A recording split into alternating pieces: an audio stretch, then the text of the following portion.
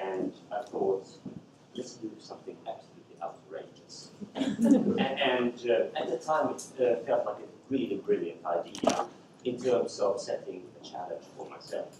And then, as time went by, I realized that it is actually a challenge to spin a story which works from beginning to the end. And it's, of course, a little bit of what we're doing every day as academics. We go into rooms and talk to very different audiences. At times we're talking to undergrads or postgrads. That's easy. They are there to get marks, so you can pretty much tell them anything. At times you walk in and talk to practitioners, and then you have to have a different narrative. You have to constantly know what is of interest to the people in front of you in order to spin the story the right way. To talk about the Princess and Dragon of Magic Land of Tourism might seem like I'm taking the piss out of the whole idea of tourism academia. That's not the intention. The intention is to show that we have certain set values and we have certain set ideas that can be set in a very different environment and different setting. Sylvia presented me so well, so I will not go on any further. You can see in your material and so on that it says University of Lapland, and up there behind me it says Norwegian School of Hotel Management. I've been in Norway only since April, so when I got this invitation I was still working for the University of Lapland in Finland. But since I moved to the Norwegian West Coast, which has been a wonderful move, it's really a place I enjoy being. But let me take you to the Magic Land of Tourism. Magic Land of Tourism is magic indeed. It's a place where millions, I would say soon billions of people travel and traverse every day. We have people that consider themselves tourists, and we have lots of people who consider themselves much above tourists. The setting is a beautiful land. It's a land that has mountains and oceans. It's got plains, it's got forests, it's got big metropolitan cities, and it's got agricultural areas. It's got people who are living a modern life with lots of technology, and it's got people who are living with the nature either on choice or by default. The Magic Land of Tourism is magic because it replenishes itself over and over again. Each time a feature of the Magic Land grows stale, or each time a part of the Magic Land goes out of fashion, another part of the land comes into fashion. And all the heroes that are traveling around the land are therefore constantly satisfied. They are constantly in a land they would like to be in. When we look at statistics and we look at ways this magic land is set up for itself, you realize that it's set up on an impossibility. The land the nation I'm living in right now, Norway, was incredibly proud when it presented its statements for the future earlier this week, last week, talking about Norway reaching 10 million tourists for the first time in the year, last year, and an 8% growth every year for the last 5 years. And Norway has set as its goal to be the most sustainable destination in the world. In the same sentence, they then went on to tell that this 8% growth per year means that we are going to have 30 million tourists in 2030 without any harm. And here is, of course, a challenge for us.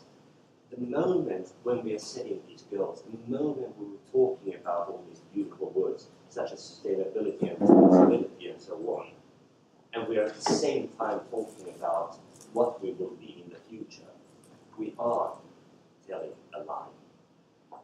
We are lying to ourselves, and we are lying to others when we say that this is actually going to be possible. But what's the characters of this? Well, first of all, we have the awful character. We have the dragon. The dragon is climate change. And the dragon is a terrible, terrible dragon. And nobody wants to really talk about it. When we talk about the magic land of tourism, we don't want to talk about this dragon at the same time. And the reason for it is that the dragon is so scary. It grows, and it grows in strength each and every time tourism grows. The moment when we put more planes in the air, that moment the dragon grows in strength. For the moment, India is building 50 new airports, international airports, that are going to be in use within the next 5 years. In China, they're building right now up to 110 international airports so that they can grow tourism more. Each and every time, one of the airlines here in Europe are replacing their airplanes and saying that they're getting new and better airplanes that are more efficient. All the old airplanes are not being converted anywhere. They're just moving on to new routes and are taking on new passengers. So the dragon, what is the dragon doing? Well, the dragon is causing all sorts of havoc around the land. There's mudslides because of too much rain. There's areas that are getting less and less fresh water. There are areas that are being drowned by the seas that are coming in. The ice caps are melting, we know that.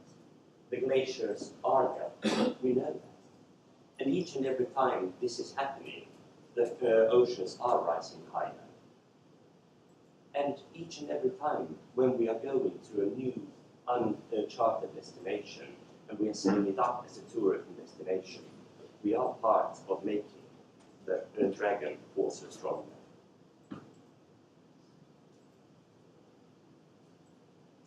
The princess is like most girls. She's not a day too young, she's not a day too old. She's gorgeous, and she's amongst us all the time. The princess, the earth, has always looked after us, and always been making sure that the dragon is kept in check. The princess has a certain capacity to do it. She is a very gracious person. She is making sure that pollution and other things that are coming into the land will actually be absorbed. And the last time she managed to absorb everything that was going into the pollution was in 1966. After 1966, we're constantly polluting more than the dear princess can actually churn. Which meant that in 1966 was the year when we last used 1.7 tons of carbon dioxide per person on Earth. In 1990, we used double of that. The hero then. Let us call our hero Ashley. Ashley, as you know, can be both a boy and a girl, and Ashley is a fantastic hero. Ashley has been a tourism academic for already many years, and at the same time, a fantastic hero in the nation. At least a hero in our hero's own eyes. A person who travels the world and goes to places before the tourists are coming there, before the nature is altered, before the attraction is gone. And our hero has always looked down at other tourists, because our hero is of course not a tourist but a traveler who knows so much more and is doing it with the people, is not spending money on commercialized things like hotels and taxis and public transport, but instead uses social sharing things, because that way our hero gets so much closer to the real life. Our hero loves to be in a dialogue also through the travels with family and friends. Our hero, well, actually it's not a dialogue, it's a monologue. It's a monologue in which our hero is posting pictures of her himself, centered, and quite often with the back turned to the attraction that has been traveled to across the world. In these pictures, the point has always been to embrace the own ego, to show how incredible the hero is, in at least the romance. Our hero has a good salary and therefore fulfills the three basic requirements of being a tourist: having surplus money, having excess time, and having the political right to move across borders. Beyond these three things, our hero can be anybody, because these three things are what actually sets tourism apart. If you don't have, especially the third, you're not a tourist anymore. But you can be a traveler who's trying to get from country to country, but you're not counted as a hero anymore, you're counted as a villain.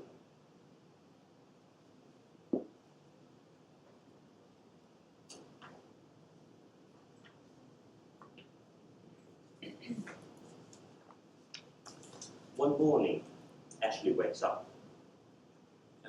to a shock. There's been a freak accident. Our hero's mother has been out on a trek over a valley where a glacier has always been. And this trek is something that's been there for centuries.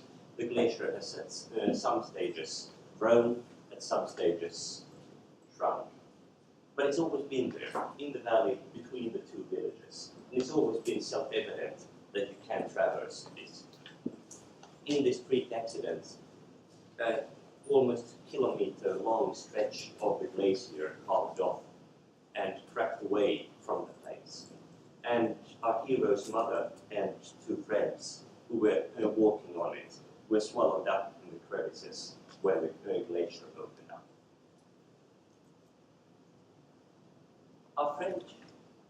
Our hero is educated in university and has always had lots of conversations with friends and acquaintances about the dragon and about the possible effects of it.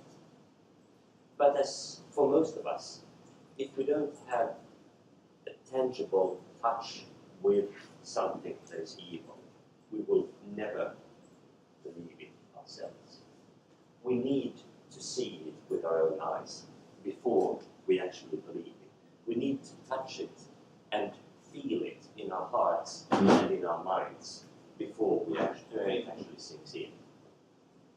So in this moment of despair, when suddenly realizing that something that's been there for centuries is not there anymore, and somebody as loved as a mother is not there anymore, the realization hits home. Maybe it's actually happening. Maybe there is actually a change that is going on in the world. And these fears of what comes next goes through the mind. Our hero contacts the princess and asks, what is it that I can do as a single person to help you in fighting the dragon? Because me as a single person, I'm so small, I'm so helpless. What in the world can I do to actually get out there and get the message across. And the princess says, there are certain things out in the world that you can do as well. And these are hidden away in different parts of our land. There's 4 keys that you need to set out to search for. And these 4 keys are unlocking concepts that are so deeply embedded in people's minds as something positive that you have to really struggle to find the keys and unlock them. But where can I find them? Where are these keys? Well, they're hidden in different places. You have to set out on a journey.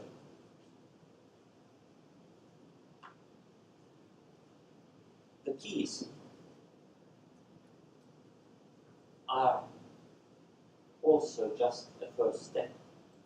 Because when you find the keys and you show the thing that's inside the boxes, you also need to come up with an alternative. The problem is people are afraid of changes. Regardless of how good the changes are, people fear that. It's like when we step into a totally dark room and we have no clue what lays inside. It's like when we're walking on a street and we hear steps running up behind us. It's like when we jump from a place and we don't know how far away the ground is. The first feeling is of fear. We don't know what's going to happen. The moment when we actually realize that we're just jumping from 1 meter, or that the running steps behind us is a friend we haven't seen for a while, or that the room that we stepped into is set out as a comfy bedroom, our fears are gone. But for the moment when we do not know what lies beyond, we are afraid. And that is what change is. Because change is always going to be that fear. What lays behind. So each time when you present change, you have to present as well the alternative. So that people can see, if we go from this to that, this can be the path. But that's incredibly hard, our heroes say. Yes, who said the quest will never be easy? The first key can be found on the plains. And on the plains, you will see how it comes out. Our hero is traveling back and forth to work every day. And it's a good 90-minute drive from home to work. It's along a coastal path, a coastal plain.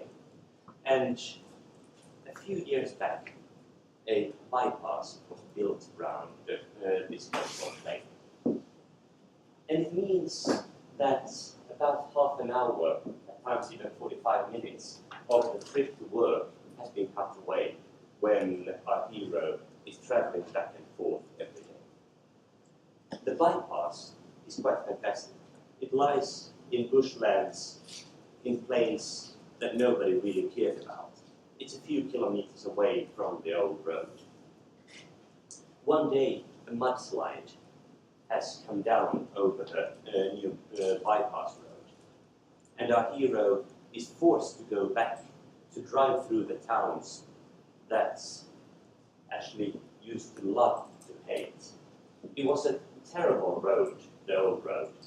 Lots of roundabouts and traffic lights, lots of speed humps and speed cameras, lots of small towns that you had to creep through, and lots of people that are traveling both directions.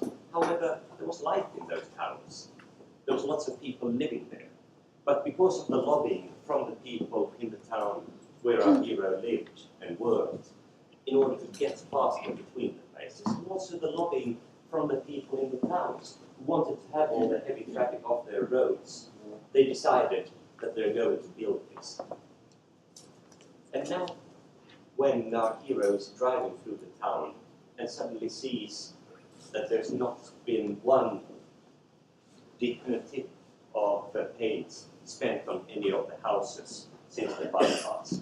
That most of the restaurants and bars that used to do a good trade of all the passing traffic is gone. Our hero suddenly sees that efficiency has another side. Coming to work, another shock is waiting for our hero. The university that actually works for has decided to quit the tourism program, because the tourism program can as easily be taught in the School of Business, so a redundancy package is given to all of the academics. They learn that the trimester system can be set up where the students can get through their degrees in mere 2 years, and therefore be much faster out and work ready for the industry. So, after packing up the stuff from the office and driving back home and being forced to drive through the small towns again, our hero decides to go in and inject a little bit of capital in the local economy, and stops by one of the restaurants that serves the best seafood pie that the place has. And when stopping at the place and buying the pie, our hero suddenly realizes that it doesn't taste like it used to do. It's dry, there's not turnover enough for the pies to actually get off the shelves, and it tastes different. So our hero asks the owner, what's happened? Well, thanks to the new highway, we can actually ship in seafood from the towns much easier nowadays. They got much bigger trawlers there, and they can fish much more efficiently. They can do all of this. But what about the other products? Well, you see, there's not that many people who want to live in these towns. Because now when we've got the new roads, we could also start to have bigger schools. So most of the small schools could be closed down, and we could ship the kids into bigger schools because it goes as fast. But what happens with all this efficiency? Well, we can use it by doing more work. We can use it by actually getting into doing more things. And as you know, all the cars are more efficient nowadays. So we can, instead of traveling just to the nearby shop, travel into the closest town and to the hypermarket. Actually, there is an idea to that. It's called the rebound effect. And each and every time when something gets more efficient, we compensate it by using more of the more efficient thing. A person who's bought a more fuel-efficient car drives double the amount that they did with an old gas guzzler. And the rebound effect happens everywhere and in everything that is caught up in efficiency.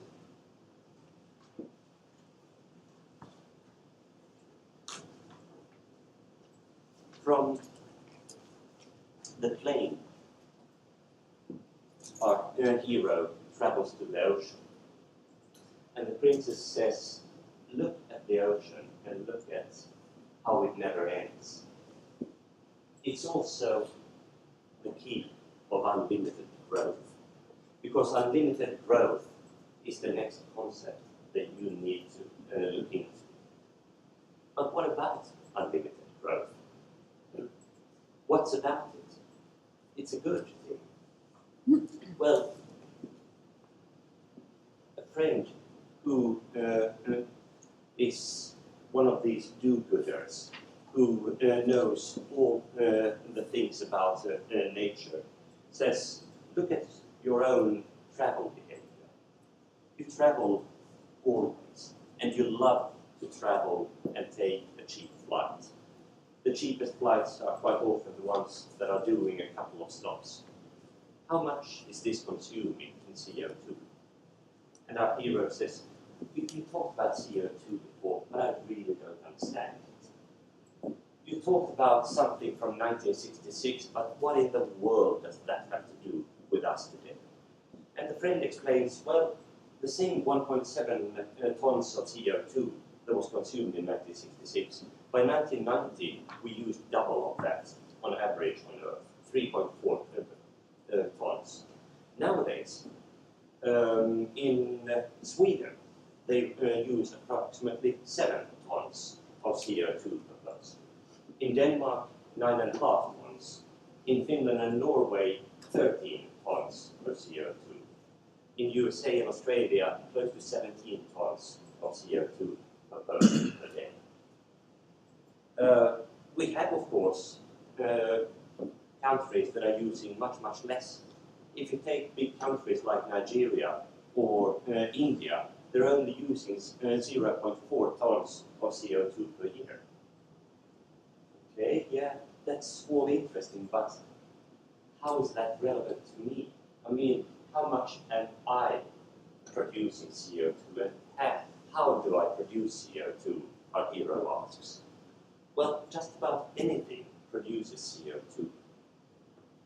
When you buy products, approximately 100 kilos of products is 6,000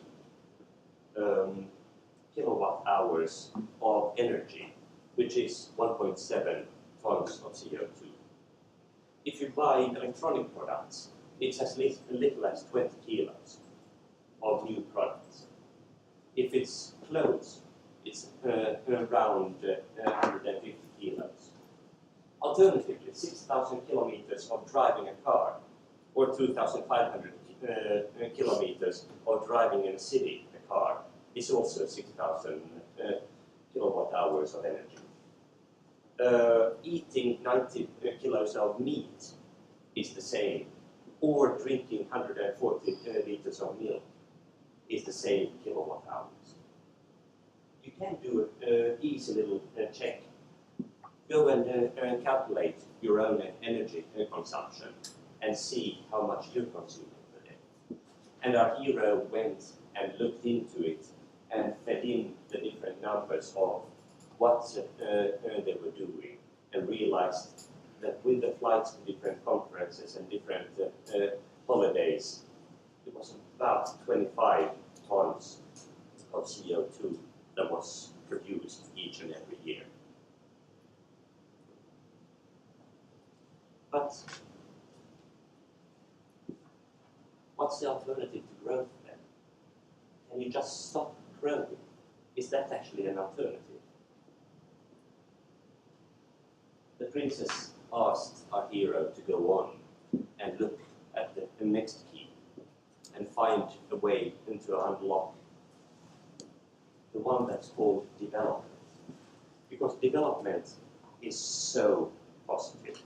It's such an important part of what we're doing. And asked our hero to go to the forest and find the key of development.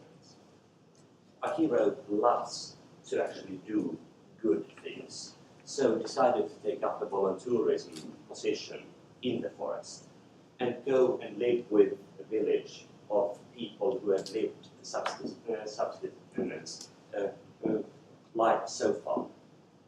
And in this village that had worked pretty much on an exchange economy, you had some people doing produce, some people creating products, some people creating services, and essentially exchanging them with one another. Our hero came in and told how they can do it faster, better, and in a way that actually would bring in more money and more capital to the region.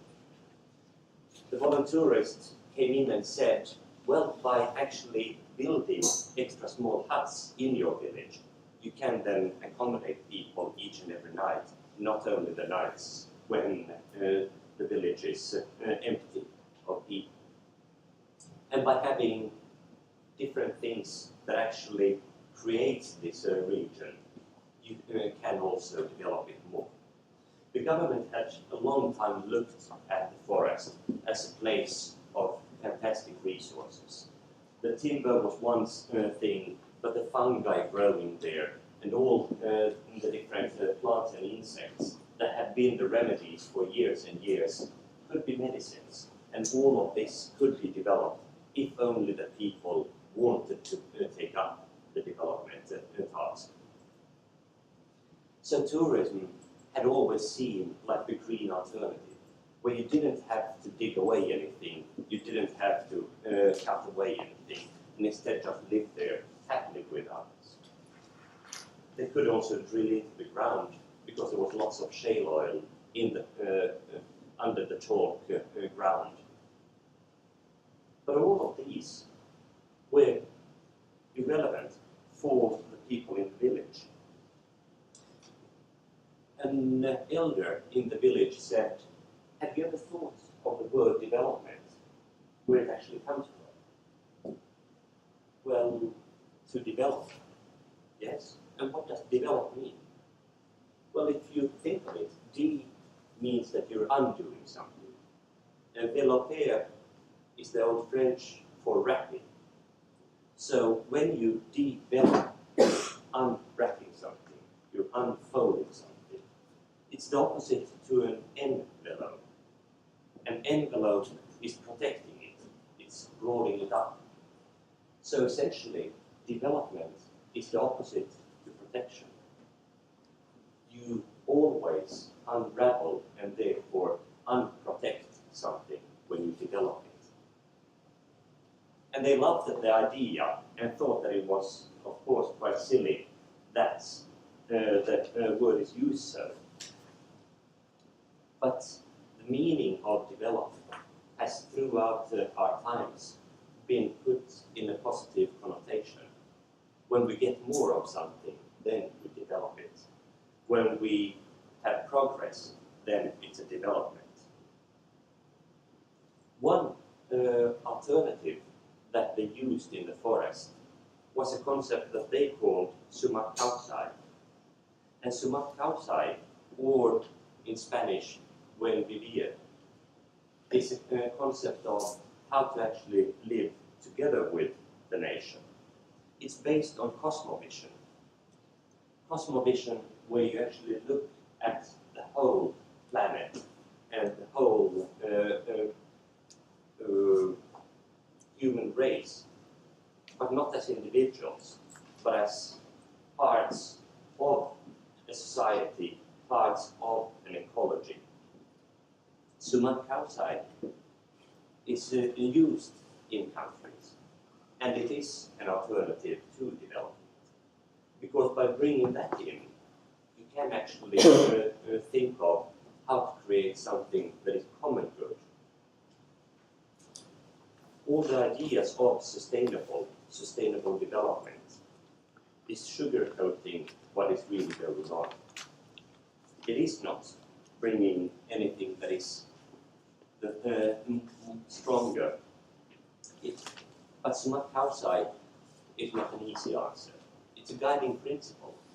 And it's a guiding principle that is based on the fact that things can be done for the common good still.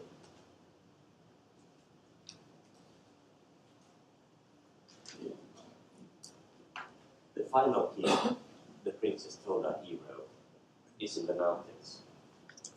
And the final key is to unlock capital.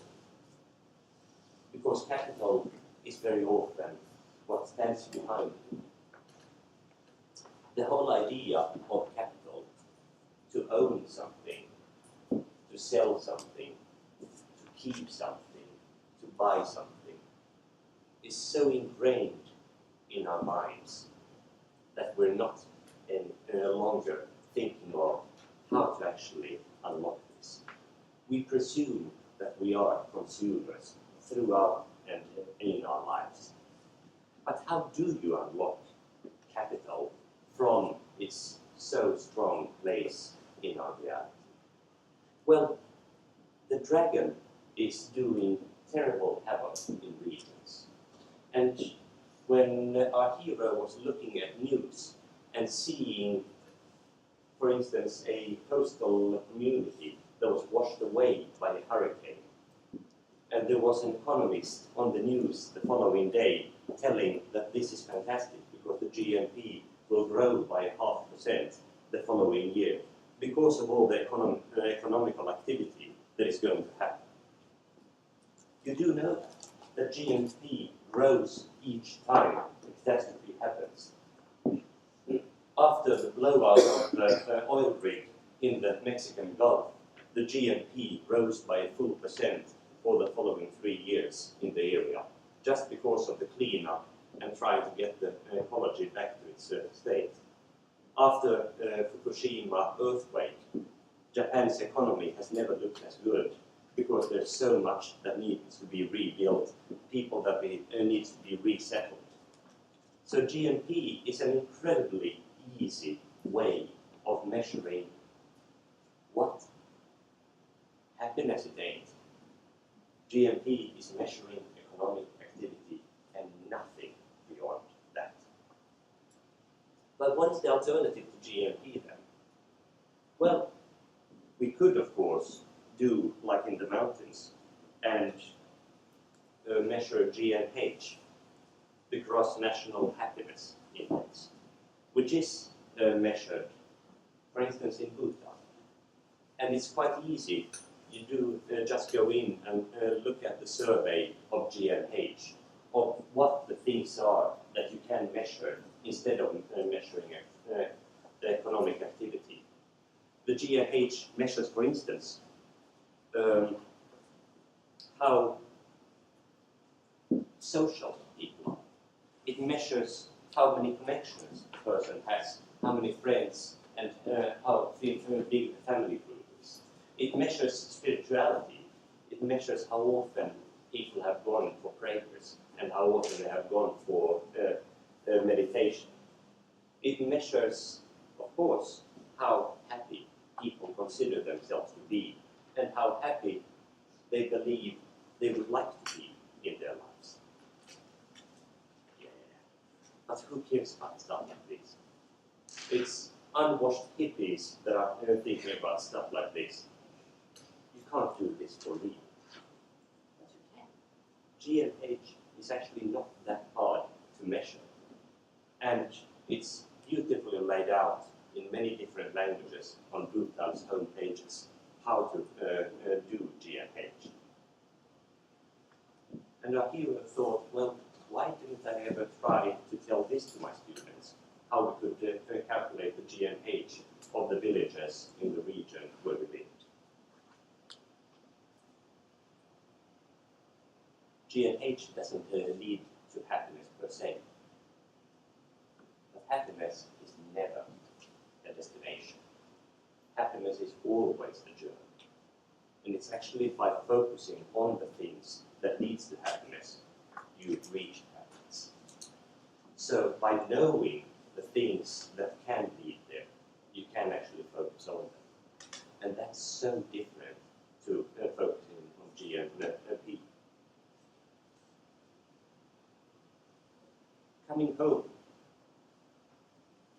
actually brings along the 4 keys of efficiency, of growth, of capital, and of development, and says, but what is this really telling me? First of all, it's a step on the way to this. By acknowledging that these things that politicians are using in daily life and in daily parlor have the other side, you can critically start to evaluate. Secondly, you know that you're in a fantastic position. You're in a position where people listen to you. You set the agenda for people you have in front of you, and therefore you're amongst the most powerful persons in the world. You have students. They learn. And this is not just about getting marks. It's about actually unlocking minds. Because what you bring home when you bring home these keys is a chance to understand that the earth is not ours to own. It's ours to look after. We are stewards of the earth. We are there to protect the earth in the ways we can. How can we do it? Do we have to stop doing all the things that we like right now? But we can do a conscious choice of how we do the things. If have one trip a year to a conference, and it's a few hundreds cheaper to fly with a stopover. Think about it. Do you really need that stopover to save those hundreds, or could you take a direct flight? Because each and every time you sit in a plane that starts and takes off, it's as much energy as heating up a house a full year. Each and every time you sit in a plane that flies across a continent, from continent to continent, it's as much energy as driving a car for 60,000 kilometers a year. For each seat of those planes. That's the choices we all have. To actually think about the small things that we're doing. We're stewards. We also are into knowledge management. Our job is not to just give simple answers. Our job is to put lots of question marks on the table so that people have critical knowledge and think about what it is that they learn. Our job is also to create leaders. Because being a leader means that you also can have followers. As long as we are not educating people to become leaders, as long as we're only educating them to become managers, we don't have a future. The difference is a manager manages and shows how things should be done. A leader leads by example and can actually set a new agenda.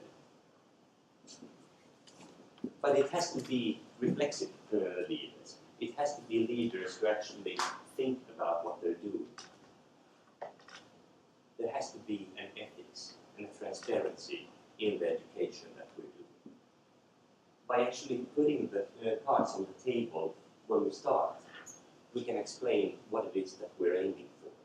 This can be done in silly ways like telling fairy tales, or it can be done by having fantastic assessments that leads to the insight.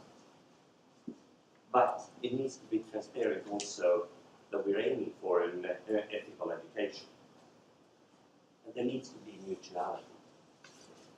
In the same way as we, as heroes out there traveling, aren't egoistic, we then also have to take steps back when we realize that in terms of mutuality, we need to give something to somebody else.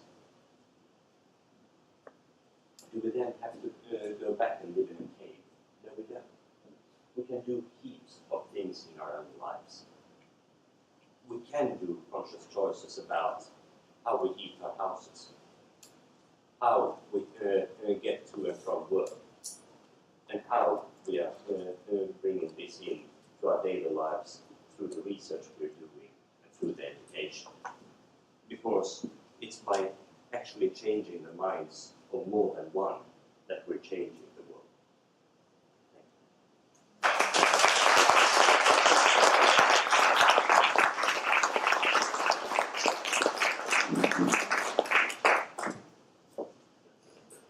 Thank you very much, Johan, for again reminding us of the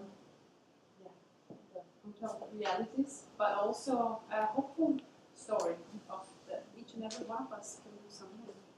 And we are in a very powerful position as educators of a new generation of tourism leaders to change minds, change approaches. And I think that this is an excellent grounder for the next panel coming, when we are going to talk about, so how are we going to do this? Not only innovation, but also in agency. How are we going to take action? How can we induce the next generations to take action? I would open the floor for one or two questions before the panel. Oh, that was tremendous. I really enjoyed that, Johan. Thank you. One thing troubles me. Ashley, the hero of this story, only came to realise the problems when calamity struck. And while it's true that we can educate people to change the way that they think. The problem is now, how do we change minds to get away from this infatuation with capitalism and consumption and unchecked growth? What can we do? Simulation is one way, and by actually having a chance to put ourselves in somebody else's shoes. Yesterday we were offered an absolutely incredible experience when we went for Garden Stemmer and learned from people who have been down and out about this. And I think the first person narratives there could be a wake-up. For me, it was at least a wake-up to walk around with a woman who was so strong, so incredibly strong after having lived 20 years on the streets with prostitution and drugs, and then being that radiant person that we had as a guide yesterday. It was absolutely incredible. And that changes very much the way I see drugs, the way I see prostitution. Because I have never heard a person before who has been in the situation tell about the reality. But simulation takes you only so far. We can't create calamity. You're right about that. But we can create very different also assessments where we are creating simulation. Because what is it that we're assessing when we're doing our bloody essays and the reports and so on? Could we do it in different ways, where we then also ask students to simulate and get into situations, not get into situations, to report on situations in new ways that then would bring along this change. Easy also. Thank you. I was thinking that when we read stories, for example, to children, we do it often, very commonly at night, and then we hope that they fall asleep. And then, that's the kind of, so you tell something kind of calm, so you kind of they will have a good night's sleep. But now we would like to tell stories that kind of wake up, that there would be the opposite effect. And I think here is also the challenge is that we tell very dystopic, very dark stories, but that there's no glimpses of hope. And I noticed this kind about discussions around Anthropocene. I think it seems to be very dark. That they're not good night stories, but they're to wake up. So I think I really liked it that just to kind of find a balance in there, that there's the idea of hope, and that you have a possibility to continue to write the story instead of telling the story and this is the end, as you said, with the question marks. Yeah.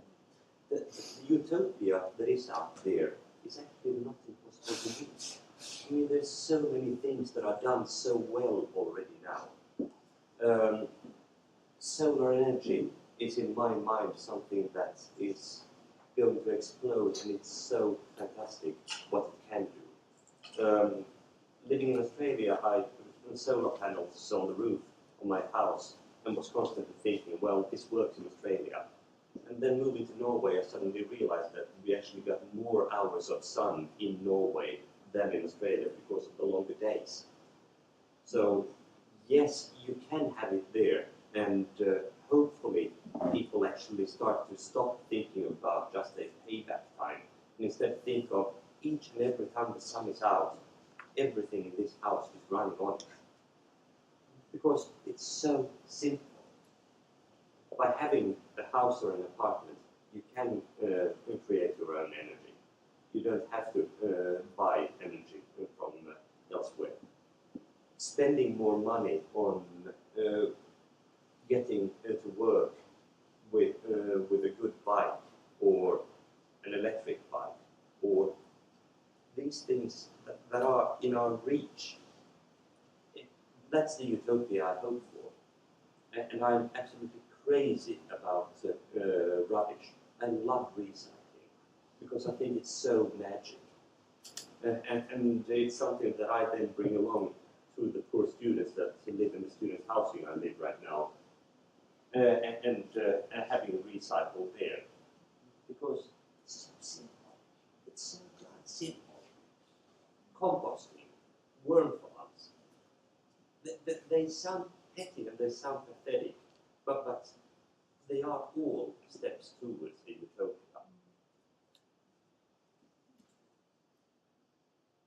Thank you very much.